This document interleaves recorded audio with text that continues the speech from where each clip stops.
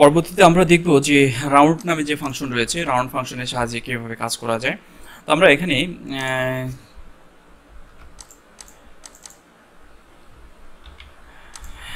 একটি সংখ্যা আমরা লিখেছি যে 76 পয়েন্ট অর্থাৎ 898876, এটাকে আমরা রাউন্ড করতে চাচ্ছি। তো এটা রাউন্ড করার জন্য সমান সমান রাউন্ড নাম্বার 1, অর্থাৎ এই সংখ্যাটিকে আমরা রাউন্ড করব এবং কমা কত সংখ্যা দেখতে চাই 3, অর্থাৎ দশমিকের পরে 3টে সংখ্যা থাকবে। দেন ইন্টার প্রেস করে দিচ্ছি, ব্র্যাকেট ইন্টার। এখানে দশমিকের পরে 3টে সংখ্যা এখানে দেখা যাচ্ছে। তো এভাবে আমরা কোনো সংখ্যাকে রাউন্ড করতে পারি রাউন্ড ফাংশনের সাহায্যে। তারপরে রয়েছে অ্যাপস ফাংশন। তো অ্যাপস হচ্ছে, যেমন আমি এখানে একটি সংখ্যা লিখছি 5 এবং 6, তো আমি এটিকে একটু বিয়োগ করে দেখাচ্ছি। সমান সমান 6 5 -6 -1। এই -1কে যদি আমরা +1-এ রূপান্তরিত করতে চাই এখানে, তাহলে আমাদের যেটি করতে হবে সমান সমান অ্যাপস ফাংশন ইউজ করতে হবে। ABS অ্যাপস, অর্থাৎ -1 নাম্বার দেন ফার্স্ট ব্র্যাকেট ইন্টার। আপনারা দেখতে পাচ্ছেন এখন -1 +1-এ পরিণত হয়েছে। তারপরে আমরা যে ফাংশনটি দেখব, অর্থাৎ নাও নামে যে ফাংশন রয়েছে নাও। তো নাও ফাংশনের সাহায্যে আমরা কি করতে পারি সমান সমান NOW নাও দেন ফার্স্ট ব্র্যাকেট এন্টার।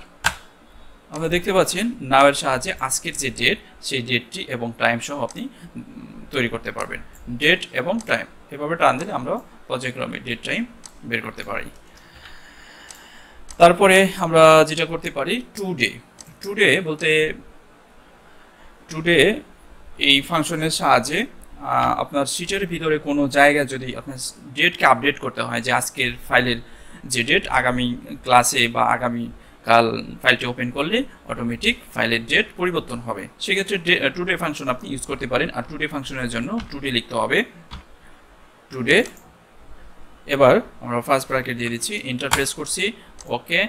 এখন আজকে 15 তারিখ, আগামী কাল যদি আমি ফাইলটি ওপেন করি সেক্ষেত্রে এটি 16 তারিখ অটোমেটিক হয়ে যাবে এই টুডে ফাংশনের সাহায্যে আপডেট টুডে।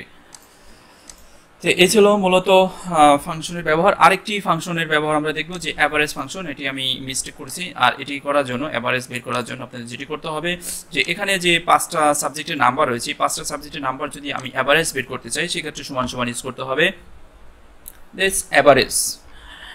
তো অ্যাভারেজের উপর দিয়ে ক্লিক করার পরে আপনাকে নির্দেশনা দিয়ে দিচ্ছে যে নাম্বার 1, নাম্বার 2, নাম্বার 3 এভাবে পর্যায়ক্রমে আপনার নাম্বারগুলো দিতে হবে। তো আমি এখানে সমস্ত সংখ্যা যেহেতু আমি অ্যাভারেজ বের করতে চাচ্ছি, এভাবে ব্লক করে নিলাম, শিফট ফার্স্ট ব্র্যাকেট দেন ইন্টার প্রেস করে আমরা দেখতে পাচ্ছি 65.4 হারে তার নাম্বারের অ্যাভারেজ চলে আসছে। আর যদি আমি স্পেসিফিক যদি করতে চাই যে আমি 3টা সংখ্যার অ্যাভারেজ বের করতে চাচ্ছি, সেক্ষেত্রে আমরা অ্যাভারেজ কথাটাকে লিখব। এখন কোন কোন নাম্বার আমি এভারেজ বের করতে চাই সেই নাম্বারের উপরে ক্লিক করে সেল নাম্বার নিয়ে আসবো কপি হয়ে, দেন আবার কমা দিয়ে পরবর্তীতে 71 উপরে ক্লিক করছি, কমা দেন আমরা 77 উপরে ক্লিক করছি। দেখেন এখানে মাঝখানে কিন্তু আমি 2টি সংখ্যা বাদ দিয়ে দিচ্ছি। দেন শিফট সেভ ফার্স্ট ব্র্যাকেট দেন ইন্টার প্রেস করছি, অটোমেটিক এখানে আমরা এভারেজ দেখতে পাচ্ছি। তো এভাবে আমরা এভারেজ বের করে এভারেজ খুব সহজে কাজ করতে পারি এভারেজ ফাংশনের সাহায্যে।